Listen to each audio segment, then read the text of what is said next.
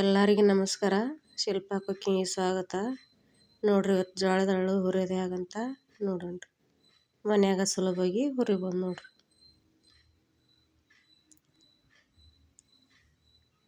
ಬಿಳಿ ಜೋಳ ತೊಗೊಂಡನಿ. ಜೋಳದ ಅಳ್ಳು ಬೇರೆ ಇರ್ತಾವ್ರಿ. ಅವು ಇಲ್ಲಪ್ಪ ಅಂದ್ರೆ ಈ ಥರ ಬಿಳಿ ಜೋಳ ತೊಗೊಂಡು ಹುರ್ಕೊಬೋದು ನೋಡ್ರಿ. ನಾನು ಕಾಟನ್ ಅರ್ಬಿಲೆ ಒರೆಸಿ ತೊಗೊಂಡೇನ್ರಿ, ತೊಳೆದಲ್ಲ. ಕ್ಲೀನಾಗಿ ಹಸಿ ಮಾಡ್ಕೊಂಡು ಕಾಟನ್ ಅರ್ಬಿಲೆ ಒರೆಸಿ ತೊಗೊಂಡ ನೋಡ್ರಿ. ಈಗ ಹುರಿಯೋದು ಹೇಗಂತ ನೋಡೋಣ.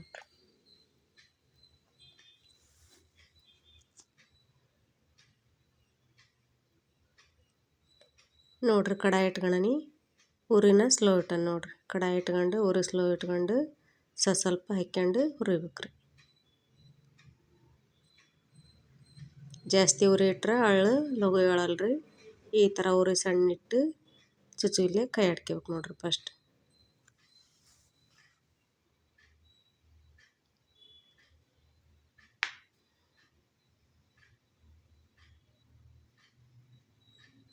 ಸ್ವಲ್ಪ ಬಿಸಿ ಆಗೋ ಮಟ್ಟ ಇದೇ ಥರ ಕೈ ಆಡ್ಕೋಬೇಕ್ರಿ. ನೋಡ್ರಿ, ಒಂದು ಸ್ವಲ್ಪ ಬಿಸಿ ಆಗ್ಯಾವು. ಈಗ ಕಾಟನ್ ಅರ್ಬಿ ಹಾಕ್ಯಂತ ನೋಡ್ರಿ. ಒಂದು ಸ್ವಲ್ಪ ದಪ್ಪಗನ ಹಾಕ್ಕೋಬೇಕ್ರಿ. ಅರಿವಿ ಬಿಸಿಗೆ ಸುಡ್ತೈತಿ. ಈ ಥರ ದಪ್ಪ ಹಾಕ್ಕೋಬೇಕು ನೋಡ್ರಿ. ಹಾಕ್ಕೊಂಡು ಈ ಥರ ಕೈ ಆಡ್ಕೋಬೇಕ್ರಿ.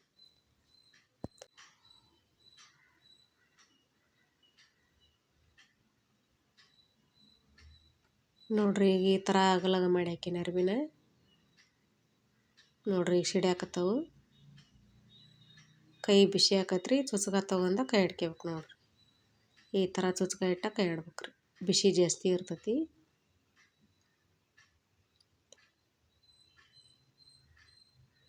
ನೀವು ನೈವೇದ್ಯಕ್ಕೆ ಕಷ್ಟ ಆದ್ರೆ ಮಾಡ್ಕೋಬೋದ್ರಿ.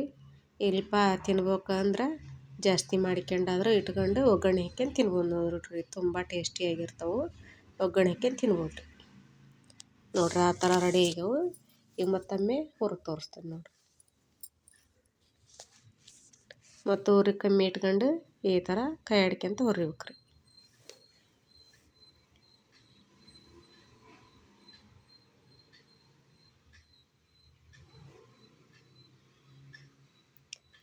ನಾಗಪ್ಪ ನೈವೇದ್ಯಕ್ಕೆ ಬೇಕು ನೋಡ್ರಿ. ಒಳ್ಳೆ ನೈವೇದ್ಯಕ್ಕೆ ಈ ಥರ ಹುರಿದಿಟ್ಕೋಬೇಕ್ರಿ. ಅವತ್ತು ಹಾಲು ಹೊಯ್ಯೋ ದಿನ ಹುರಿಯಂಗಿಲ್ರಿ. ಫಸ್ಟ ಹುರಿದಿಟ್ಕೋಬೇಕು ನೋಡ್ರಿ. ಈ ಥರ ರೆಡಿ ಆಗ್ಯಾವು. ನೀವು ಇದೇ ಥರ ಟ್ರೈ ಮಾಡಿರಿ.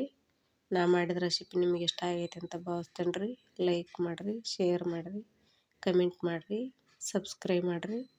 ಎಲ್ಲರಿಗೂ ನಮಸ್ಕಾರ.